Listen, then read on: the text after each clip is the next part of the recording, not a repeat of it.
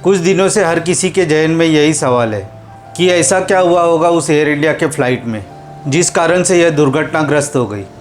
उस दुर्घटना की वजह से तकरीबन 265 लोगों की जान चली गई। प्लेन में 241 और मेडिकल कॉलेज के कुछ स्टूडेंट्स अपना लंच कर रहे थे। नमस्कार दोस्तों, सबसे पहले अहमदाबाद में जो दुर्घटना हुई और तकरीबन 265 लोगों की जान चली गई, उन सभी को श्रद्धांजलि अर्पित करता हूँ और भगवान से ये प्रार्थना करता हूँ कि उनकी आत्मा को शांति दे। आज हम बात करेंगे कि ऐसा क्या हुआ जो एयर इंडिया का प्लेन दुर्घटनाग्रस्त हो गया। इस वीडियो के माध्यम से जानने की कोशिश करेंगे।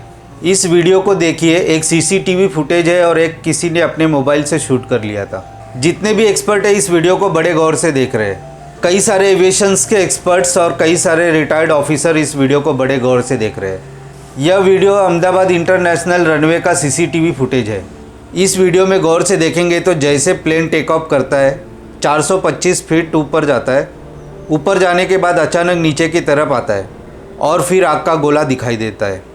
अब ध्यान से इस वीडियो को देखेंगे तो प्लेन का बायां हिस्सा नीचे की तरफ झुका हुआ दिखेगा। लेकिन अमूमन जब भी प्लेन टेक ऑफ करता है तो एक खास हाइट के पहले ना तो दाएं मुड़ता है ना बाएं, सीधे वो अपने हाइट को मेंटेन करता है। तो प्लेन के बाएं तरफ झुकने में ऐसा क्या है जो एक्सपर्ट्स लोग बड़े ध्यान से देख रहे हैं। तो इस प्लेन के बाएं तरफ झुकने में ही सारा राज छुपा हुआ है, इस प्लेन क्रैश के पीछे का। जैसे ही प्लेन रनवे से टेक ऑफ करता है, एक्सपर्ट्स का कहना है कि शायद लेफ्ट तरफ के इंजन में तकनीकी खराबी के कारण इंजन ने अपना काम करना बंद कर दिया होगा। एक्सपर्ट्स का कहना है कि शायद इसी वजह से प्लेन लेफ्ट साइड में झुका होगा और पायलट को रनवे छोड़ने से पहले इस बात का अंदाज़ा ही नहीं था कि लेफ्ट इंजन काम करना बंद कर देगा। और अगर अंदाज़ा होता तो शायद वो टेक ऑफ पॉइंट तक पहुंचता ही नहीं और पहले ही टेक ऑफ को कैंसिल कर देता। और शायद पायलट को तभी पता चला जब प्लेन टेक ऑफ कर चुका था। लेकिन अब सवाल यह है कि लेफ्ट इंजन अगर फेल हो भी गया तो दूसरे इंजन से भी प्लेन को उड़ा सकते हैं।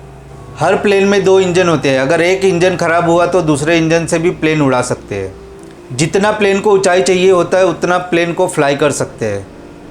अमूमन एक इंजन से पायलट फ्लाई नहीं करते हैं। अगर कभी एक इंजन ख़राब भी हो जाए तो वो रिस्क नहीं लेते हैं, नज़दीकी किसी एयरपोर्ट पर प्लेन को लैंड करते हैं। लेकिन अगर प्लेन ऐसी जगह उड़ रही है जहाँ पर लैंड नहीं कर सकते तो पायलट आसानी से जहाँ पर प्लेन को लैंड करना है वहाँ तक जा सकते हैं। तो अब सवाल ये है कि अगर एक इंजन फेल हो गया तो ये प्लेन नीचे क्यों आ गया। दूसरा इंजन तो काम कर रहा था। बहुत सारे एक्सपर्ट्स लोगों का मानना है कि शायद बर्ड हिट हुआ है।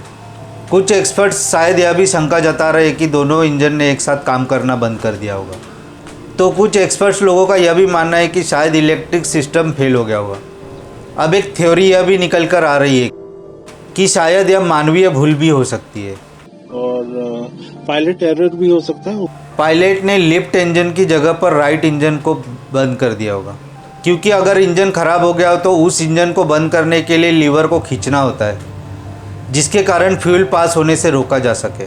कुछ एक्सपर्ट्स का यह भी मानना है कि जब लेफ्ट इंजन काम करना बंद कर दिया तब हड़बड़ी में पायलट ने शायद राइट इंजन बंद कर दिया, जिसके कारण यह बड़ा हादसा हुआ होगा। यह भी एक मुख्य कारण हो सकता है जिसकी आशंका एक्सपर्ट्स द्वारा जताई जा रही है। अभी अब प्लेन दुर्घटना किस वजह से हुई है इसकी पूरी तरीके से जांच होने के बाद हमें इसकी जानकारी मिलेगी। अभी तक सारे एक्सपर्ट्स अंदाज़ा ही लगा रहे हैं। इस प्लेन का ब्लैक बॉक्स तो मिल गया है। इस प्लेन के ब्लैक बॉक्स के मिलने के कारण बहुत सारी आशंकाओं को पूर्ण विराम मिलेगा।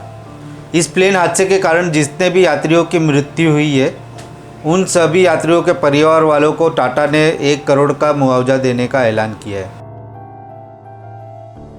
और एयर इंडिया ने भी 25 लाख देने की घोषणा की है। इस प्लेन में 242 लोग थे। 242 में से 241 लोगों की मृत्यु हो गई। इस प्लेन दुर्घटना में एक ही व्यक्ति जीवित बच सका, जिसका नाम है विश्वास कुमार।